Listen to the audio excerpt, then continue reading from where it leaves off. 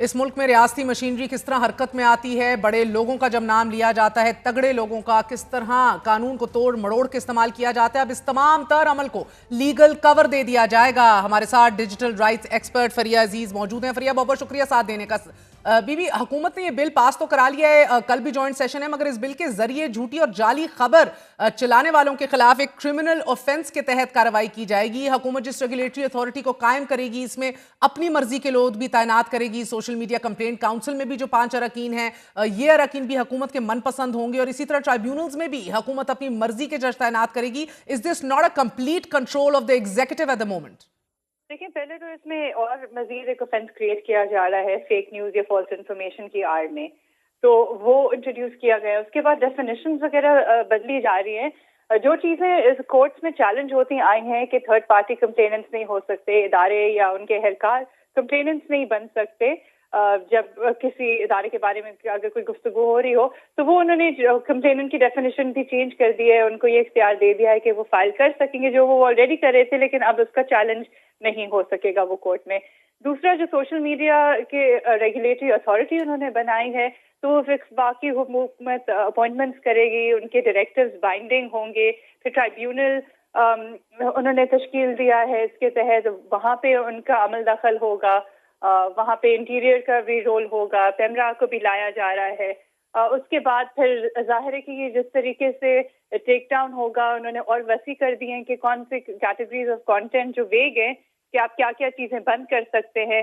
फिर यही जो एक रेगुलेटरी अथॉरिटी है वो कंपनीज को कता कलामी माफ फरिया, सिर्फ ये वेग नहीं है मगर मुकम्मल स्वाबदीद है इनकी डेफिनेशंस के हवाले से अथॉरिटी को। और इसके अंदर जिस तरह आपने कहा एफआईए इंटीरियर का भी वसी कर दिया है। बीबी, जिस तरह माजी के अंदर एफआईए सहाफियों को उठा रही थी विदाउट एनी इख्तियार, अब ये जानबूझकर अब ये तीसरे फरीक को एज ए कंप्लेनेंट या किसी रैंडम शख्सियत और अफराद भी एक कंप्लेनेंट बन सकता है। जैसे एफआईए के एहलकार जो हैं वो हो चुके हैं माजी में और क्वॉश किए हैं इस तरह के केसेस अदालतों ने, अब ये कवरेज बढ़ा दी है। जो मामूल के मुताबिक एफआईआर्स में शिकायत कुनंदगान के तौर पर पेश होते थे, लेकिन अदालतों के सामने उनका मौकफ और उनके ऊपर सवालिया निशान लग जाता था, केसेस क्वॉश होते थे because they were not seen as aggrieved party. मगर अब वो अग्रीव पार्टी कोई भी बन सकता है, उनको तस्लीम किया जाएगा।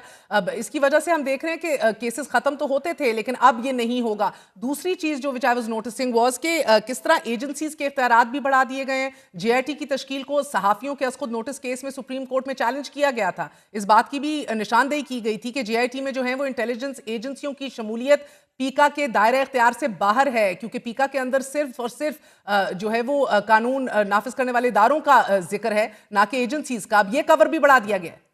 जी, एक चीज जो उठाई गई थी चैलेंजेस में, जब ये अभी जेआईटी पिछले साल बनी थी, जर्नलिस्ट को नोटिस गए थे, उसमें इंटेलिजेंस एजेंसीज को जेआईटी में शामिल किया गया था।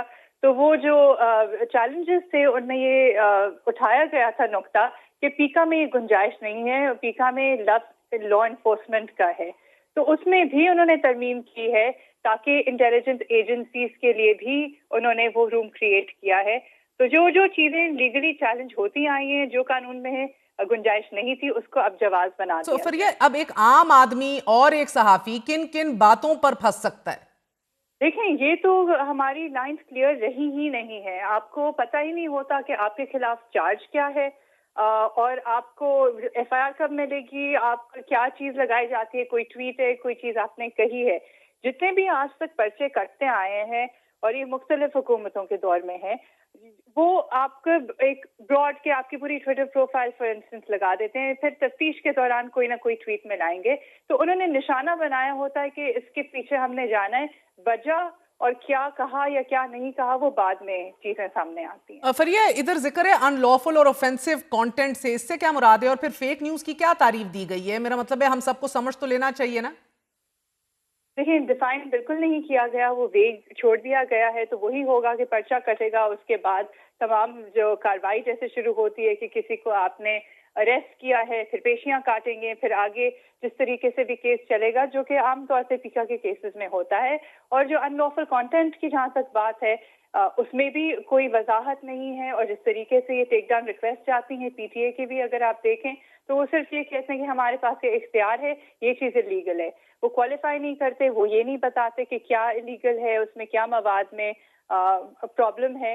اور یہ اس طریقے سے یہ چلا آ رہا ہے کافی سالوں سے. تو اس لیے ان کے بہت بار جو جاتے ہیں ریکویسٹ بیرون کمپنیز کو وہ نہیں مانی جاتی کیونکہ یہ ویگ ہوتی ہیں. تو یہ بیسکلی جو یہ چاہتے ہیں, جو ان کو لگتا ہے اس وقت پہ جو اقتدار میں ہوتا ہے, وہ اپنے مطابق یہ چیزیں. And I was noticing فریہ, فالس اور فیک انفارمیشن کے لیے انسداد دہشت گردی کی قانون سے لینگویج اٹھائی گئی ہے, یہ کیسے خطرناک ثابت ہو سکتا ہے؟ جی, اس میں اگر آپ الفاظ دیکھیں تو وہ فیئر اور پینک والے اینٹی ٹیررزم ایکٹ سے وہ یہ لینگویج بورو کی گئی ہے, اور یہ سیکشن 10 آف پیکا جو سائبر ٹیررزم کا سیکشن ہے وہاں پہ بھی اس کو ڈالا گیا تھا پہلے. اور اب یہاں پہ کہ آپ نے کوئی فالس انفارمیشن اگر پھیلائی ہے تو اس کے وجہ سے اگر سوسائٹی میں فیئر اور پینک, لیکن قانون کا آپ کو لینگویج اسپیسیفک ہونی ہوتی ہے, کس طریقے سے آپ ان کو کنیکٹ کریں گے, انٹینٹ تھا نہیں تھا, کیا یہ افیکٹ ہوا ہے. لیکن ہمارے ہاں انفارچونیٹلی کوئی بھی چیز ہوتی نہیں, نہ پہلے نہ بعد میں. پرچے کٹ جاتے ہیں, کوالیفائی نہیں ہوتے, ویگ جنرل اس پہ بھی چیزیں چل رہی ہوتی ہیں, کورٹس میں بھی اسی طریقے سے چل رہی. اور انکوائری اور انویسٹیگیشن کے اندر بھی یہ بڑا ایک واضح ترمیم آئی ہے. انکوائری کا لفظ فریہ ایف آئی اے کے پیرنٹ ایکٹ میں موجود ہے, تو اب یہاں پیکا لاز میں یہ کیسے استعمال ہو رہا ہے ایز آف ناؤ جو یہ قانون لا رہے ہیں, کیونکہ پیکا کے قانون میں تو انویسٹیگیشن کا لفظ تھا.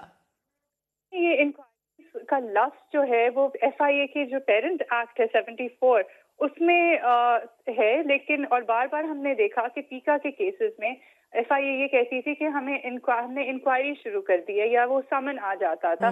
یہ جب سمن چیلنج ہوئے تھے کورٹس میں تو دوبارہ پیکا کی لینگویج کی طرف کورٹ کا دھیان دلایا گیا کہ اس میں لفظ انویسٹیگیشن کا استعمال ہوا ہے, اور انویسٹیگیشن سے پھر مراد ہے ان پروسیجرز کی کہ آپ نے میجسٹریٹ سے پہلے پرمیشن لینی ہے انویسٹیگیشن کی سی آر پی سی کے پروسیجرز کے تحت, اور اس کے بعد آپ سامن ایشو کر سکتے ہیں. یہ از خود والا سسٹم نہیں ہو سکتا جو انکوائریز میں یہ کرتے تھے. تو یہ انہوں نے پھر وہ تبدیلی لے آئے ہیں. جو چیزیں رکاوٹیں بنی ہیں, جو پروسیجرل سیف گارڈز پیکا میں پھر بھی ڈلوا دیے گئے تھے, جبکہ میں کہتی ہوں کہ یہ برا قانون ہے, وہ تمام چیزیں اب ہٹائی جا رہی ہیں اور وہ تمام چیزیں لیگلائز کی جا رہی ہیں تاکہ وہ چیلنجز اب نہ فائل ہو سکیں. اور کیا فریہ کہ اگر فار انسٹنس آپ کے خلاف بھی کوئی ایف آئی اے کا اہلکار آج کھڑا ہو, شکایت کر دے, تو کام شروع؟